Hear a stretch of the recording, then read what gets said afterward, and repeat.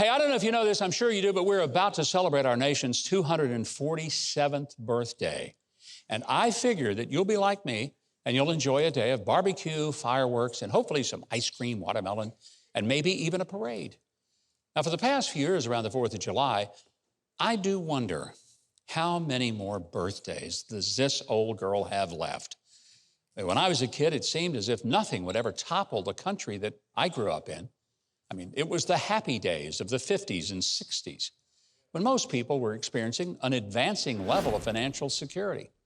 The greatest generation of World War II had come home to start families, build homes, and take jobs in the factories or farm. Everybody was feeling pretty good about being an American. We for sure had our shortcomings. The despicable and dreadful marks of real racism meant that not everyone had the same opportunities, although there was progress. The Supreme Court was quite right in Brown versus Board of Education when it declared that having two separate levels of public education was unconstitutional, even though it would take decades for states to actually implement the equality of an adequate education. But in the late 60s, anger and cynicism grew over a government that had become corrupt and engaged in exactly what President Eisenhower warned against: the military-industrial complex.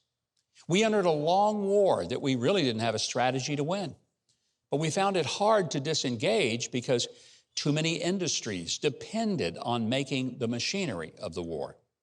We sent young men to fight in that war who did the duty their country required, but their country didn't return the favor with appreciation or respect or the support or medical care that they deserved and should have had from the moment they got back home. And over 50,000 of those young men didn't come home at all. Our streets during that time were filled with violence and riots, looting and anarchy. College campuses became battlefields of mind and body. And drugs and sexual promiscuity were ubiquitous.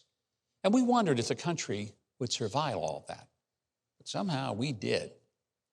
We find ourselves at this 247th anniversary of our Declaration of Independence wondering how many years just have we left? One of the inside jokes in my own family was that my dad, after having had a heart attack in his 50s, thought every birthday would be his last. And he would always tell us quite seriously each Christmas, there was a good chance that I won't be around next Christmas.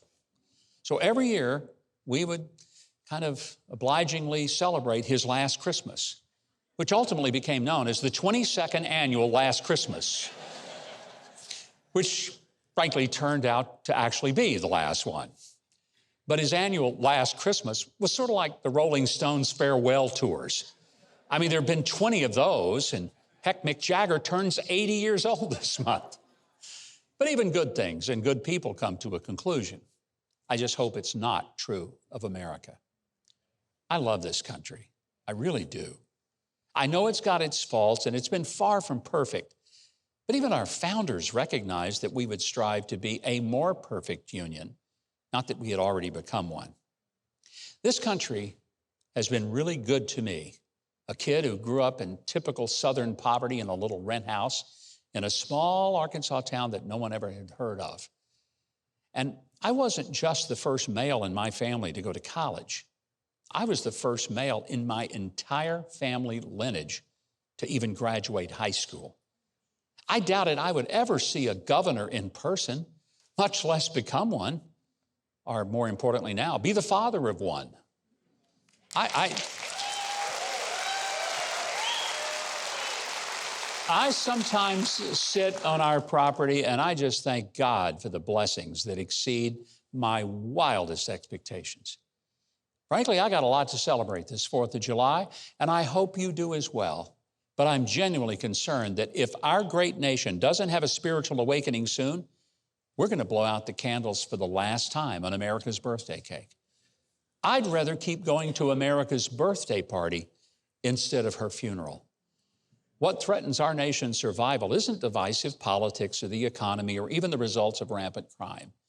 It's a spiritual decline due to our rejection of God's truth and the foolish creation of something that people call my truth, which is simply a way of one saying that he or she will be one's own God.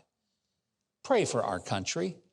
Pray we turn from the selfishness and the stupidity of rejecting eternal truth. And pray that our great country celebrates many more birthdays. If you haven't subscribed to the channel yet, I hope you will now. The button is just below this video, and there's a little bell next to it. If you click on those, YouTube will reluctantly start letting you know when we've got a new video uploaded.